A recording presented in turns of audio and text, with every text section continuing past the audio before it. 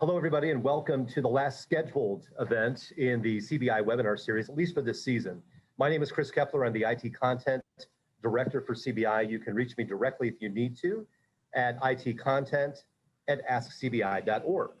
You should already know the session is being recorded with the intent of making it publicly available to our YouTube channel. By the way, look for College Broadcasters, Inc., not CBI, if you're looking for that channel. And please allow me just a moment to remind everybody of three very important things on the CBI calendar. The National Student Production Awards entries are due tomorrow, May 14th. You'll see the awards tab at askcbi.org. Also, we will announce the winners at the National Student Electronic Media Convention in Orlando. That convention runs October 27th through 30th. Registration is open right now. Also coming up in July, we have a new offering. We're really stoked about this. We're partnering with Sportscasters Talent Agency of America to present a student sportscaster workshop. It's only $75 for each CBI member. It will be online July 12th through 14th. You can register for that right now at askcbi.org. Earlier this year, we put together a couple of these webinars that focused on finding jobs. And today's discussion is related, but there is a little twist. What if you learned how to use your voice, learn how to do some production, maybe learn a little bit about mixing music or programming music, but you really don't want to work, say, at a radio station? I want to introduce you to a couple of people who had those experiences. They did work in radio, but decided to take their talents and apply them in different ways. Jack Helbig is the owner and operator of J. Helbig No Cheese Boutique DJ and MC. You'll have to ask me about the name of the business. Matt Anthony is the name behind mattvoice.com. He does imaging, acting, and they're pretty informal. So there's no PowerPoint today or anything like that, just talk. And please feel free to make it a conversation. You can make it a discussion. They're cool with that. Maybe I'll just start by asking you each, how and when you decided that you could do something other than the path that you were at one time being led down. Jack, when did that happen for you?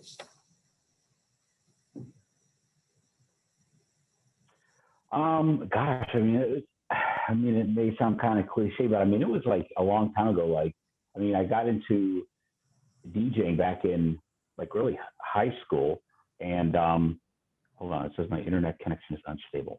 Can you still hear me? Oh, yes. Maybe that's, can everybody else in the panel still hear me? Yep. We lost Christopher. Okay. So kind of cliche, but I got into DJing probably, in high school and helping out with school dances. And I've always had the radio bug since, well before that. When I was, a little kid, used to, play fake DJ, the bedroom with my turntables and stuff like that. And then into high school, got into, DJing some dances, and then registered at the University of Akron, and really had no idea that they had a radio station where students can get into it and stuff like that, and applied there, and just off and running from there, getting into radio, and then continuing to do DJing on the side and stuff like that, and then eventually branching out to form my own business as a sole proprietor. I guess it's kind of cliche, but can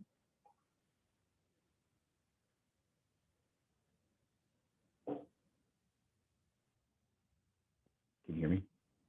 Yeah. Matt, go ahead. What's your story? Okay. Well, I think basically it was an outgrowth of moving from being a jock at radio stations to being more of a production person. And I would say about 10 years after I had started my career, bouncing around several markets, wanting to be, an afternoon drive personality, doing a little mornings, doing just about every kind of shift, I really sort of gravitated more to the production studio. Producing and writing commercials really appealed to me. I thought I was not too bad at doing it. And I eventually sort of gravitated more to being behind the scenes and less of being an air personality. And I think like a lot of people back in the mid 2000s, I was downsized at the station I was at and had amassed several clients who I was just doing really just some freelance voice work for. and decided to go out on my own. So that's that transition story in a nutshell.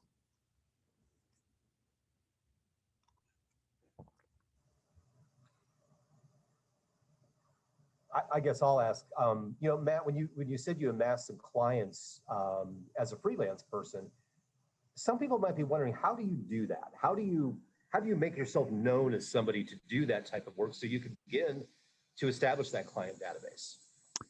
Yeah, it's a good question. I think early on in my career, I was really sort of amazed by the quote unquote station image voice. And even though I really didn't possess that kind of voice, I mean, I collected tapes of guys like, Mitch Craig and Joe Kelly. And I was really fascinated by their role at the station, that a station hired an outside voice to do their imaging work. And that word imaging was really new to me. That branding term really wasn't a popular term, back in the late 80s and early 90s. But all these stations had these voices. And so I had accumulated several of these stations, and really for rates that were pretty low. But for me to know that my voice was on a station in Portsmouth, New Hampshire, and they were paying me $20, to voice a couple of sheets of liners, I mean, that was just amazing to me. And so I really had acquired, while working at the radio station, 10 or 12 of these stations where I was just doing voice work and some production of that voice. And so one brand manager or operations manager or a program director who was in a cluster knew another program director in another city, and he would recommend me. A lot of word of mouth, very little advertising. I would say, in answer to your question, to amass a client base really was one person telling somebody else.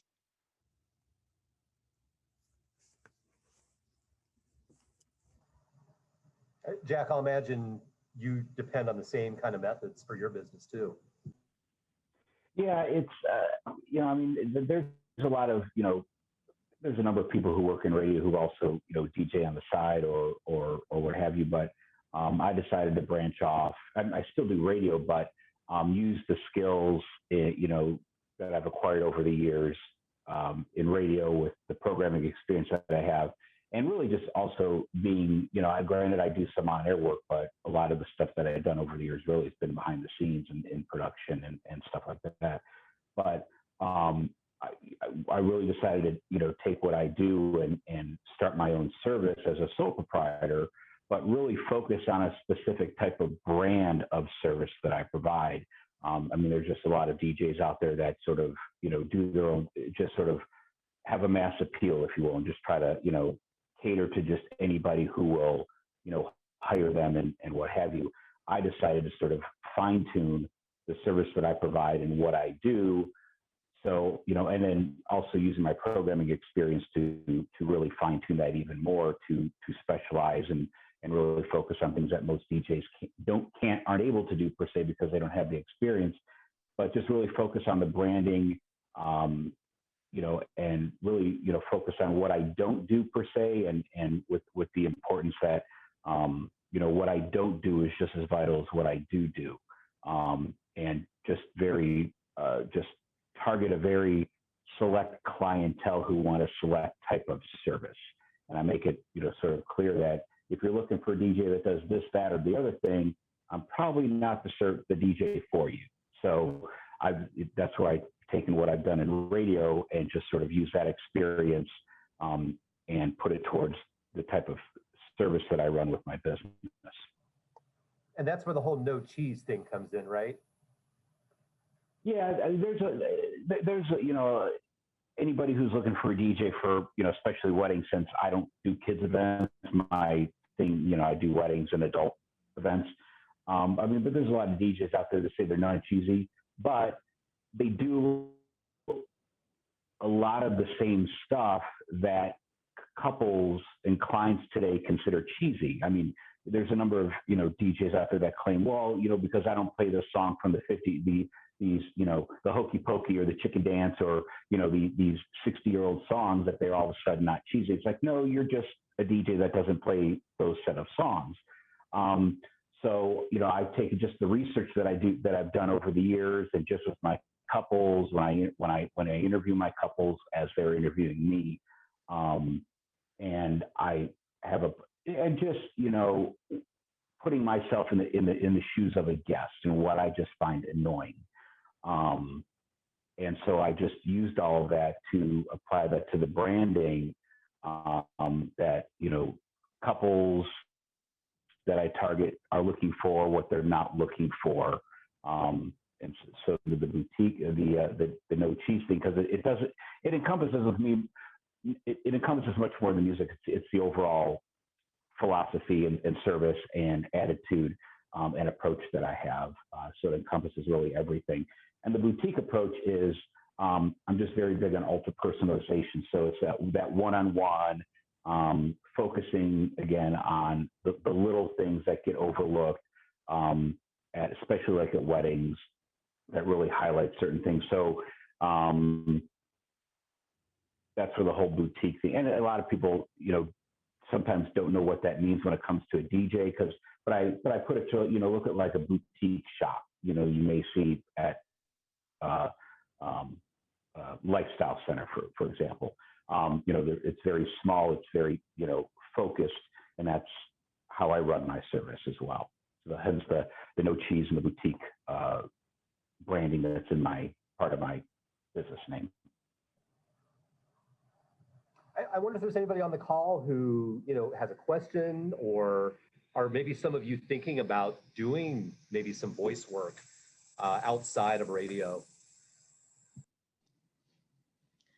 I will ask a question. So I worked in commercial radio for a while before I came to a university. And I know that there are services out there that you can get on to kind of be a contract voice person. Now, Matt, I know you mentioned that you get a lot of word of mouth. Do you buy into that sort of thing too? Do you feel like you get a return on investment if you're on some big site like that? Well, that's a good question. I would have to make sure that we draw a line of demarcation between doing voice work affiliated with radio stations and doing voice work. These two are very separate entities. A lot of people who are involved in radio broadcasting oftentimes think, you know, in addition maybe to my gig or to supplement my income, I'm going to be a voice artist. I'm going to do voice work and I'm going to voice commercials. And I think when they realize that the people who are primarily doing voice work today have very little connection to radio stations, these are two extremely different things. And I would say for doing voice work connected to radio stations, as far as radio or television imaging, especially radio imaging or radio commercial work, I would say that the trend for radio stations is to find the most inexpensive way to get that done. And that's unfortunate. So many stations do not have full staffs. So they're looking for either a service like a Voice 123, or they're looking for people whom they know. So my claim, similar to Jack's, where you want to give personal service and you want to make sure you're responding quickly. You want to make sure you're recording in a quality environment and that you're giving the client 110% or the station 110%. Because when a radio station posts something on a site like voices.com or voices123, they're getting a gazillion of responses. And my claim to them is, listen, here are the couple of things that I can offer. And if I can deliver a couple of instances of quality to you, then you may not go back to Voice 123, because you know when you send something to me at 9:30 in the morning, it could be on your air before noon based on turnaround time. So I think, and again, I'm approaching really large segmented areas, but the world of voiceover really is pretty separate from the world of radio.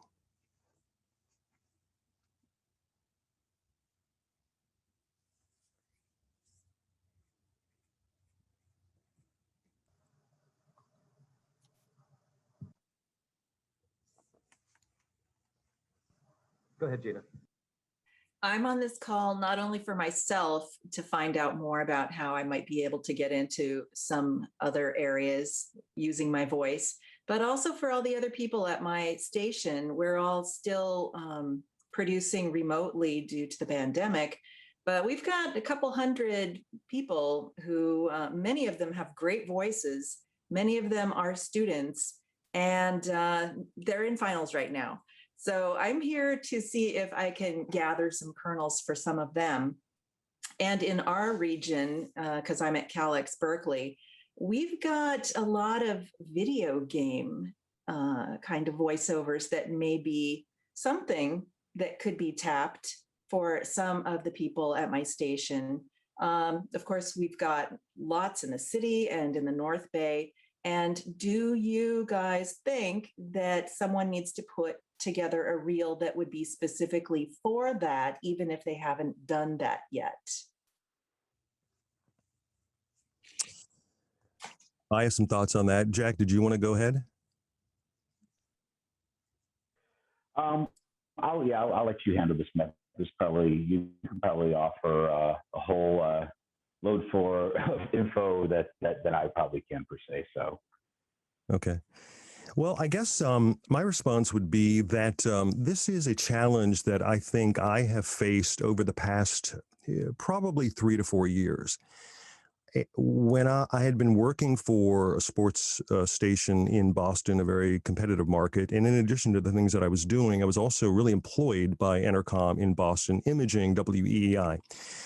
And when a lot of these stations were downsizing, I was really kind of forced to look at how I was structuring my voiceover business. And I realized that this separation of being a radio sort of disc jockey and voicing things at radio stations and the separate path of being a voice artist, those paths really diverged. And I realized on this path over here, this straight voiceover path, this was a path that I really hadn't devoted a lot of attention to.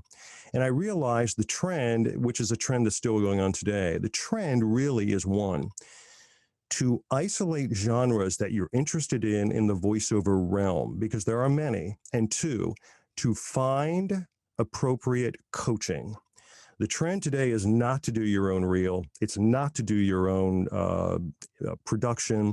The trend is to find genres that appeal to you, whether it's commercial, whether it's narration, whether it's video games, whether it is e-learning, which is hugely popular, which is corporate narration, which is really popular today, and to find an appropriate coach who can mentor you, guide you through, and get you to the stage where you're able to put an audition tape together, put a reel together that's going to position you to be effective.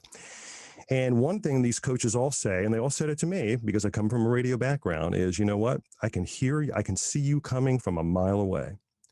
You have that kind of radio thing, and we're going to tear you down. We're going to rebuild you, and we're going to show you that one, doing voiceover is not about necessarily having a great voice. It helps, certainly helps, and it's appealing to the ears, but it's really not a prerequisite. It's about voice acting. It's about being able to take a script and perform it so that it appeals and satisfies the client's goal. And I think in radio, after spending over 30 years in radio broadcasting, I think the trend was that we, in radio stations, if we were lucky enough to still be employed and be in a building, that we, one, did not have a whole lot of feedback from anybody. We, in the old days when the program director would have an air check session with you, those days were pretty much gone. They didn't have time. They had 7 stations in their building. They weren't going to do that. We were sort of operating, sort of dancing merrily, kind of doing our own thing, adopting a lot of bad habits, and really just trying to get the job done. Because if you were a production director in a radio station and it's 5 o'clock, a lot of times it's 7 o'clock, or on a Friday, it's still at 7 o'clock, you're still doing work. You're still pounding out commercials that need to air for the weekend and on Monday. There's no time for those kinds of things. And so the coaches would say to radio people who had ambitions to be voice talent, they would say, we're going to try to take these years of bad training that you've had, and we're going to kind of remold those. And I think that's really essential. And it makes it really essential, even almost ultra essential, to find those genres that appeal to you. And the genre that you mention is becoming a very large one. So my suggestion would be, to go to the sites where there are professional voice artists who are being exemplary people in these fields, and listen to their demos, listen to how they're positioning themselves, and then find an appropriate teacher who's going to work with you, just like you would do if you wanted to pick up the guitar for the first time or play the piano for the first time. Those are some of the things that I would probably mention at the start. And sort of the jump off what Matt was mentioning about, or as we called it as well, air checking. And that's something that I wish, even though sometimes years ago I was thought about getting into voiceover work, but I didn't really think, listen myself back where I never thought I had the voice for doing VO work. But that's one thing that I would also reiterate is really do the voice training and working with the coach, because working in commercial radio years ago, you didn't really get the proper training, if you will, about how to be personable per se. You can have people listen and get rid of the ums or bad flow or verbiage or what have you, but there was really no training to be a personality per se, or just to sound personable. And when I went to the station I'm at now, into public radio, that was probably like the first somewhat training per se that somebody actually sat down and worked with me, because I was coming from a top 40 format, going to a public radio format. So it was a matter of just sort of bringing me down significantly. So, I sounded somewhat public radio. I mean, not, the stereotypical, like, hey, welcome to the sounding square and stuff like that. But that was the first training that I had, if you will, when it came to voice work, or just how to sound and stuff like that. But that is something that just, and I can imagine, in radio today, I mean, I see it at my station that we don't really do air checks at all, unless somebody seeks me out for some pointers and stuff like that. But, there's really nobody, in my station. I can imagine it's probably the same thing at these other stations, the corporate stations, where they just, they aren't working with people. So I simply, reiterate the whole voice coaching thing, and really, finding somebody to work with you on developing what you're going to do.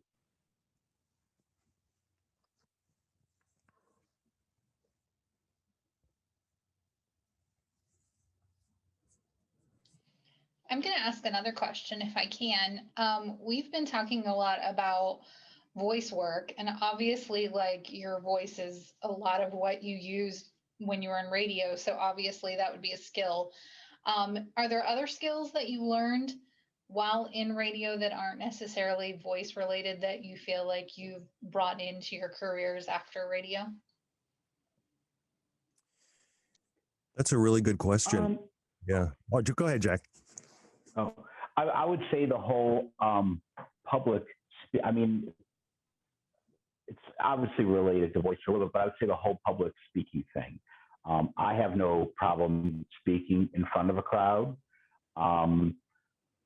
but being able to talk to a crowd, and being able to sort of be somewhat spontaneous and stuff like that, but also working with the microphone so you sound clear, you can enunciate, you don't sound like you're pulling. There's always the joke that you're going up to a fast food drive-through and it's all mumbled. You don't want to sound like that, but just the confidence, and also building up your confidence to speak publicly. I mean, it's one thing to crack the mic in a studio,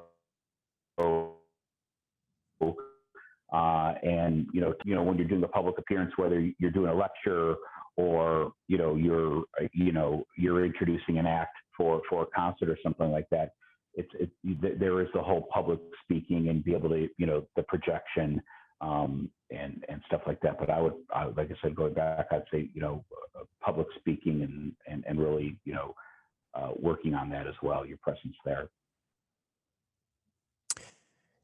Yeah, I would add to that by saying that I think for people who come from a radio broadcast background, who spent the majority of their time being an on air talent, I think have had it a little more challenging than for those who might have had the opportunity to do other things at the radio station, like writing, copywriting, and producing, and selling, whether it's commercial selling or underwriting. All of those things have proven to be ways for radio personnel who have either been downsized or have left radio stations or have decided to go on to another path. All of those things have offered, I think, opportunities for people to use those skills. I have a couple of clients for whom I do strictly copywriting. And the copywriting, writing is something that if someone has even an inkling of interest or ability, is something really to explore, because that could potentially open up into a whole, a whole array of different paths. If you are skilled at doing production or imaging, if you're working with a digital audio workstation and you're putting together other people's work, or you're putting together your own work, you're producing, if you're into music creation, all of those things can be put to use and can have the chance for somebody to really explore those kinds of abilities, especially if you are good at audio production. I would say it's easier to make the transition to doing video production because the templates are very similar. The ability to drag things in from Explorer or to import data and to have it on a screen with a number of tracks and to be able to come up with a finished product working with plugins and to get sound and the visuals correct. The audio and video worlds from that perspective can be very similar. I think that I am like a lot of people who are longtime radio broadcast professionals trying to forge a path to use their skills in a way that's going to be A, challenging, and B, help to pay the mortgage. We're all in that boat really right now, because there are so many people who have access to a studio. I mean, before, 20 years ago, you needed 25 grand to have a studio. Now you can use GarageBand. You can buy Logic for $199 and plug a USB microphone into a laptop, and you essentially have a studio. So a lot of people are doing this. So what's going to raise you above? The number of things that you're able to potentially provide for a client. Those are those things. So for instance, I do a little bit of audiobook editing for narrators. Some of those narrators are busy. They don't have time to do it. Yes, it's grunt work, but it can pay. And the other thing with podcasts is that even if you're not a podcaster, the editing of podcasts is also becoming a very large industry. So if you are at a radio station and you enjoy, as what we used to call them, studio rats, you enjoy spending 12, 13 hours deep inside a radio studio and you like to do that kind of work, there are opportunities out there for that. If you don't mind sort of branching off on that, being versatile.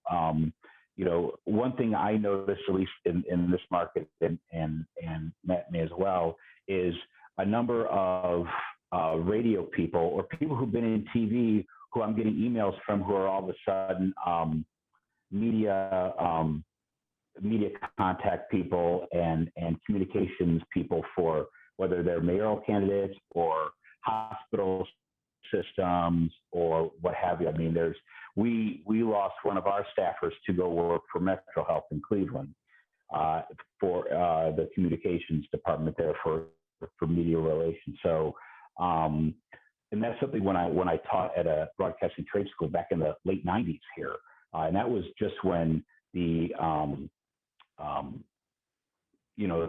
corporate stuff, because it was around that time when that I can't remember the name of it, but the telecommunications bill or whatever it was back in '96 was signed, that allowed for the corporate monsters that we have today operating a handful, a few corporate companies operating a bunch of stations. But but even back then, I always encountered people who wanted to do just sports, or they wanted to just be on air. They were very focused on what they wanted to do. I said, that's great if you want to do that, but you also want to make sure that you can do this.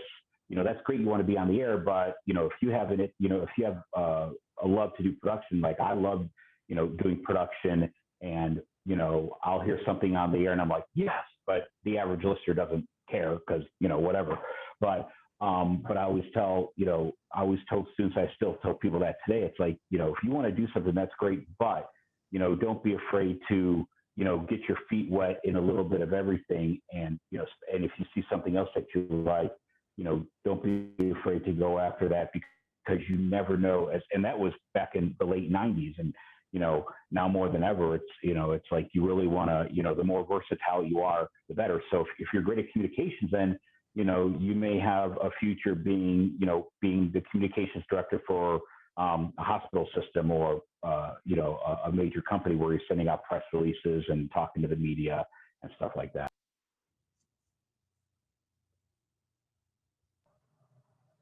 Matt, I want to go back to something you said a moment ago. You were talking about, people who might want to be interested or might be interested in editing podcasts and some of those types of opportunities. If my students were on this call, I imagine them saying, how do I find out about stuff like that? Where do you look to see where those opportunities exist? Well, that's a really good question, because the podcast arena is, even though it's been around for some time, its popularity really is pretty new. And if you follow guys like Steve Goldstein, who was a longtime Saga communications executive, who really built his business 3 or 4 years ago into doing nothing but servicing podcasts and servicing the podcaster and commenting on the podcast industry. It's kind of like the Wild West out there.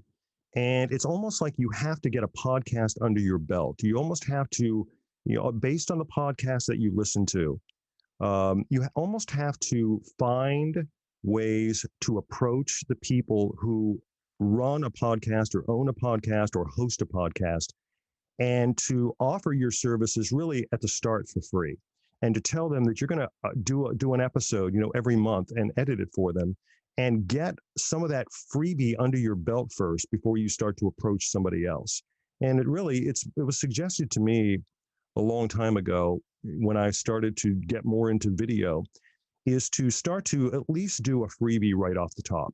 Because what it does is it gets you some artillery, and 2, you have a claim to fame. You can point somebody who's going to pay you to do it. You can point them in the direction of what you're already editing already, so that you have something under your belt. Is there a clearinghouse for students to approach to find ways to edit podcasts? Not that I'm aware of, but I can't imagine that it couldn't be too far down the road, because we're trying to aggregate all these podcasts. I mean, there's just, there's thousands and thousands of them, and we're still trying to figure out, all these platforms and entities are trying to figure out ways to coagulate them together so that it's easy to find, to search for them based on topic, and 2, how to find opportunities in the podcast realm. So I would say, since most podcasts, don't make money, and most podcasts do not have the budget to pay someone to edit a podcast, I would say to a student is to approach some of the podcasts that you listen to, and hopefully you do listen to some podcasts so that the flow of what a podcast is, and to ask them if you need some help editing your podcast, and that you'll do a couple of episodes for free. And if you like it, then maybe we can work out a particular, hourly situation. I've managed to work out a couple of podcast situations into an hourly arrangement. Some people will pay $20 an hour to edit a podcast. Some will pay $30 an hour to edit a podcast. It depends on how many subscribers. It depends on how many downloads. It depends on how popular and whether it's making money or not. Some of these podcasters simply don't have time.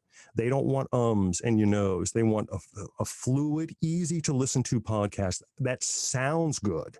Not that it sounds in some reverberated basement, but that it sounds good. So they're expecting the podcast editor to have a little bit of audio knowledge, to have a little bit of knowledge about compression and equalization, to be able to have some plugins at their disposal to cut down on some reverberation or some echo, and to be able to microscopically go in and chop these things down. It can be tedious work, but it can be work for people who are interested in sitting in front of a digital audio workstation.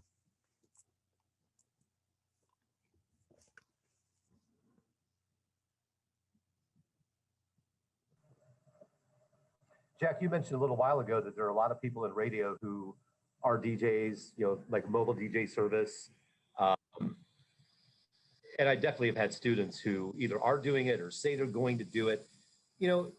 Especially for some of the younger people who want to break into that and probably think it's easy money. What do you think they're in for? I mean, what might be the biggest surprise that they might encounter when they try to actually launch that business?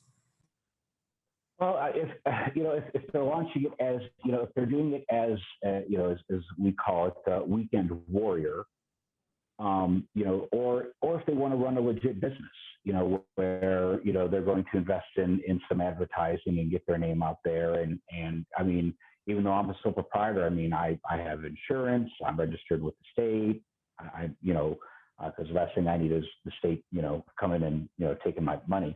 But, so, I mean, I run a legit business, in that sense. So if somebody wants to get into DJing, if they want to do it on the side, then, just as a side gig, and essentially, I guess you can say as an independent contractor, maybe working for one of these big DJ companies, or multi-ops, as we refer to them, they can do that. They're not really, the only thing they really have to invest in is the equipment and the music, and stuff like that. Their investment is minimal per se, as opposed to running an actual business where you possess some liability. So they have to decide what they want to do. And it's sort of like, what Matt was mentioning earlier, everybody has to start somewhere. So I would say, at least, starting off as a DJ, obviously, everybody starts at the bottom. So, you're going to have a lot of people that, as we call them, undercut the market average. But if you want to run a business where, you can make, or you can have a full-time job, doing something else. But if you want to run like a legitimate side business, making a decent money, then you need to come up with a business plan. And, again, going back to, a few minutes ago, Matt was mentioning about, voice and finding, the right voice coach for what you want to do for the specific product or brand that you want to do. It's the same thing as a DJ. You really, there's so many DJs out there. There's so many, because technology has made it very easy for anybody to be a quote DJ. I hate to say 20 years ago, because I was back in 2001, but, even back then, there wasn't high-speed internet, so, before high-speed internet became a thing and you could download something from iTunes in about 3 seconds, you actually had to go out and, let me grab this, because it's right here, and purchase a physical product, like a CD, so, you actually had to go out and buy the physical product, or whether it was vinyl, which is now making a comeback, but you couldn't use YouTube, which is not a music source, or you couldn't, swap hard drives, which is illegal. I mean, you couldn't do any of that, all that stuff back in the day. You actually had to go out and buy the product. So you had to make that investment, and you had to have a decent library, as well, depending on, what format you are focusing on. But nowadays, you don't really need that, but, I mean, you should make the investment, but it's a lot easier for anybody to get into it. And just like, photographers, anybody can be a photographer. I mean, everybody has a camera on their phone.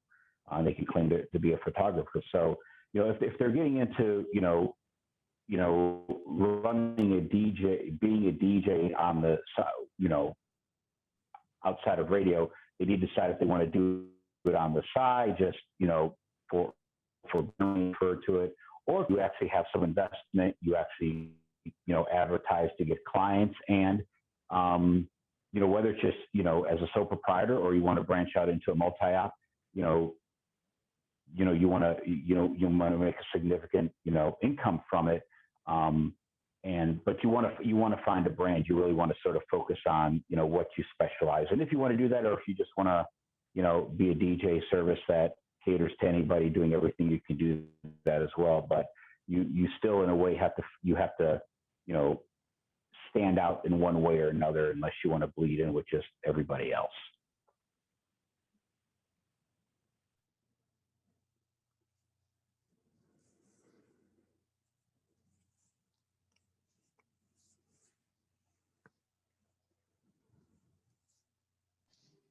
I'm going to ask another question.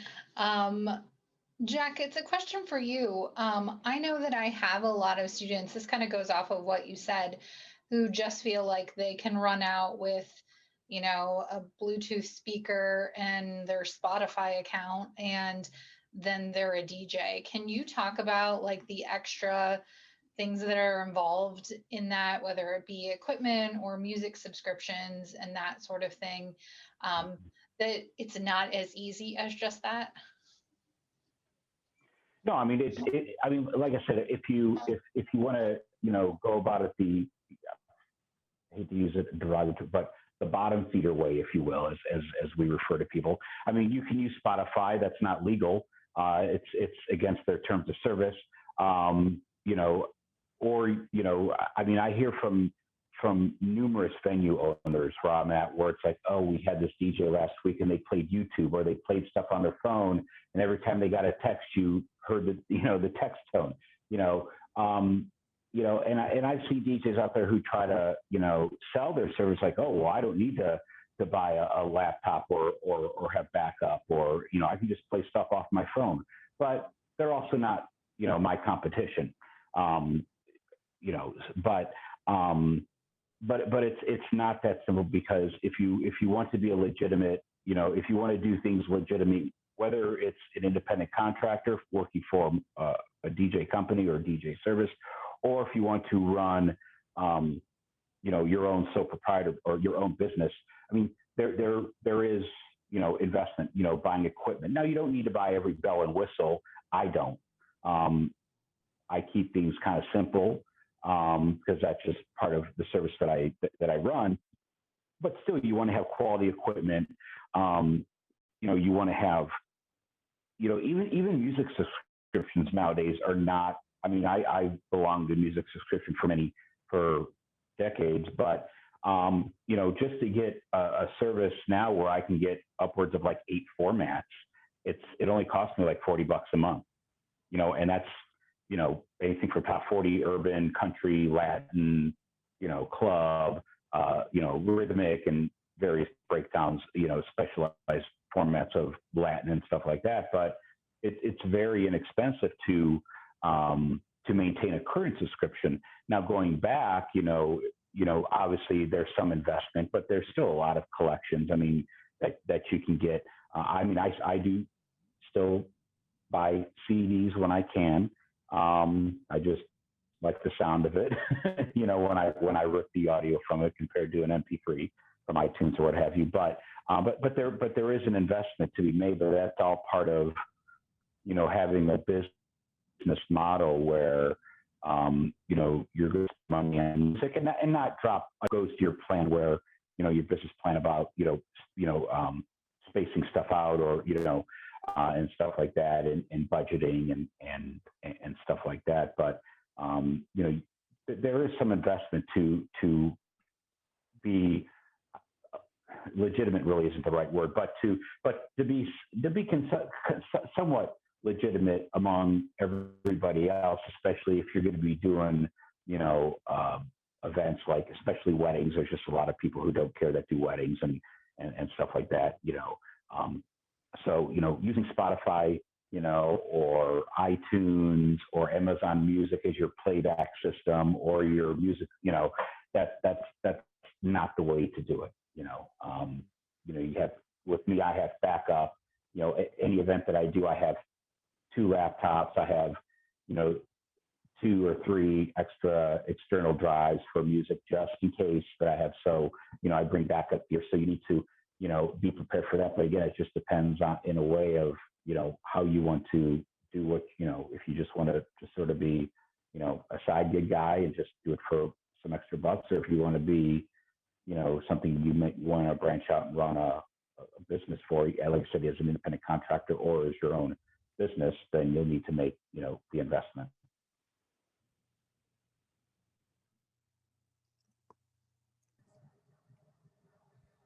Matt, Jack touched on, excuse me, a couple of legal issues in the last few minutes. Are there legal issues you have to worry about with what you do?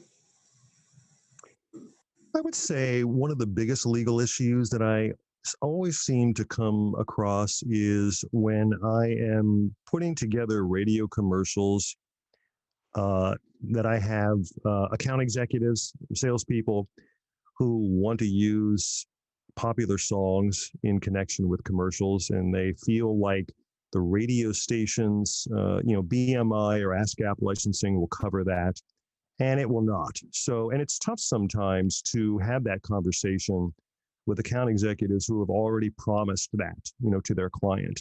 So that's one of the biggest no-nos that I come across.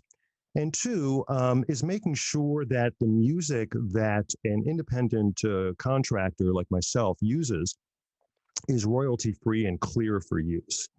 And as opposed to taking songs off YouTube or some other sources, to make sure that those libraries that I purchase are royalty-free and clear for use. So I would say music usage and sometimes video footage are two of the biggest things that I usually have to address when it comes to legality.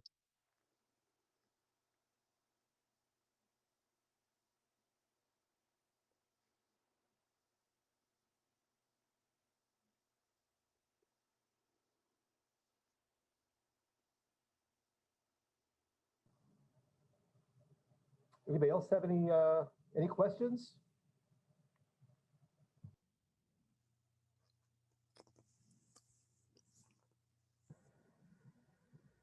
So bottom line, guys, breaking out on your own and doing some things that are, like we said in the beginning, kind of off of a traditional path, maybe.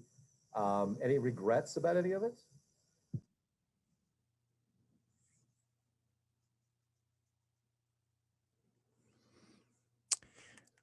I don't know that I have any regrets. I think that in my instance, I think it was merely a response to what I needed to do.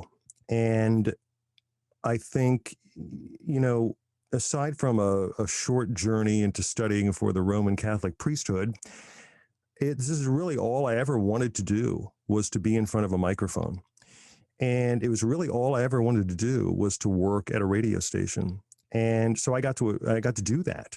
And I've been fortunate enough to work for, several large market stations that are fairly heritage in nature.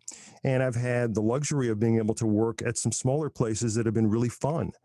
And so I've been able to experience those things.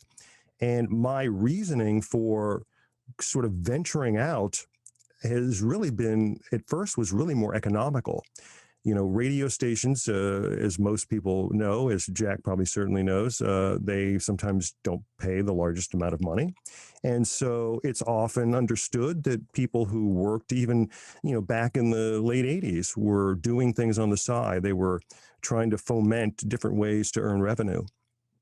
And so being able to acquire those clients on the side not only helped pad the wallet, but it's, I think, set me up to be able to venture even further when I, like a lot of people, were eventually downsized. So regrets, I don't think so.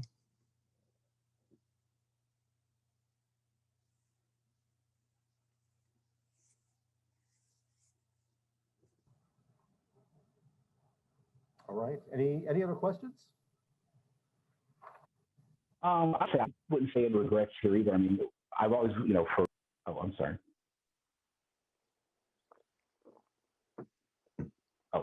I don't have any regrets. I mean, I consider myself pretty fortunate. being in the business as long as I have and being at the current station that I'm at now for just over 23 years, which is somewhat unheard of nowadays. But I mean, I've always wanted to do radio since I was little, and I was fortunate, obviously, to get in at WZIP back in, when I was in college, and really, able to branch out and do production and other things and stuff like that. And then, being able on air. And one thing I wanted to do is I wanted to be a program director. That didn't really happen, but various stations that I was at, program directors gave me chances to program and produce various things. So, that really gave me and I was very fortunate with that, and was very appreciative of that, and was able to do that some stuff that became pretty successful. And, so like Matt said, branching off into what I do, running my DJ service, again, it was more or less economical. Radio doesn't pay the most. There's this running joke that, we use in the 90s, like, somebody, managing McDonald's can makes more than people, working in radio, and they get a free meal. But, so a lot of it was just economical, and sadly, especially nowadays, the uncertainty in the industry, when major companies are just simply looking at numbers, you're just a statistic, on their payroll, and you never know what could happen at any given time. So luckily, I've been fortunate because we haven't really dealt with that where I'm at, but that doesn't mean it can't happen. So, a lot of it was economical. Plus, I love what I do. But I would say I have, no regrets, overall. All right. Barring any other questions, final thoughts from Matt and Jack.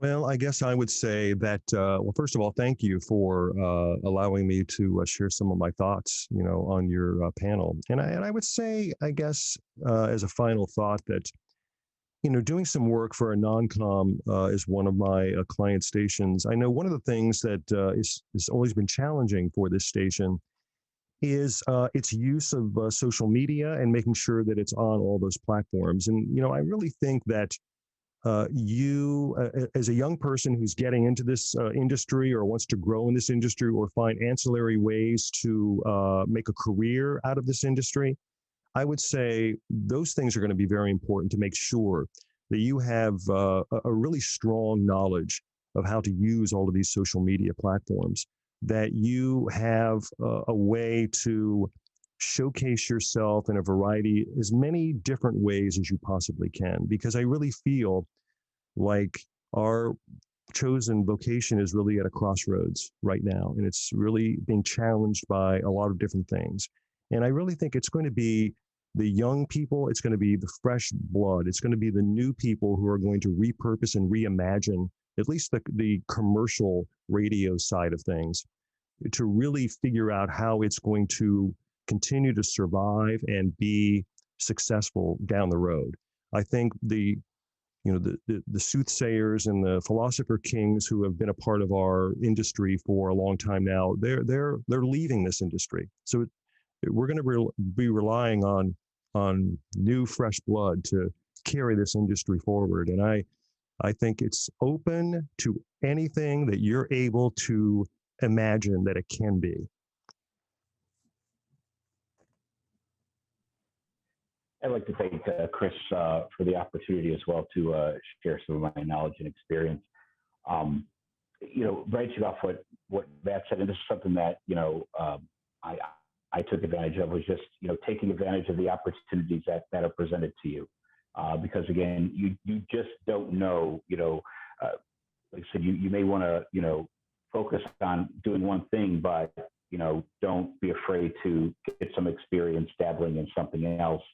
And just being very, very versatile, because again, just with the uncertainty of everything, being versatile and taking advantage of the opportunities that you have, I can't stress how important that is, to just take advantage of those. And you never know when, you know, it might not be right away, but it could be 5 years down the road, you have experience in copywriting, you know, and something may come along where, you know, they need a copywriter and you have some experience of that, and you know, you might be good at it. And that wasn't maybe something you wanted to do per se in the long run, but there's an opportunity, you need a job, you know, you need to pay your mortgage. So again, I think that's why I say, you know, just taking advantage of the opportunities and just being as versatile as possible will make you more marketable and be more advantageous to you in the long run in the industry. Very good. Well, speaking of opportunities, a reminder, even though it doesn't really apply to everybody on the call today, that you could be the recipient of a National Student Production Award from CBI. The entries are due tomorrow. Go to askcbi.org and look for the awards tab. Also, we are super excited about a workshop that we're going to be presenting this summer, July 12th through 14th. It is online. You can register now for the Student Sportscaster Workshop. We're teaming up with Sportscasters Talent Agency of America for this, and pretty excited about it. Also, the National Student Electronic Media Convention is in Orlando. That's when we're actually going to be handing out those awards, but a lot more. And I'll tell you, students who attend this, almost all of them always say it is literally a highlight of their college experience. So you can register for that as well at askcbi.org. And with that, we're going to end today's webinar. Again, it will be on our YouTube channel. Thanks everybody for joining us.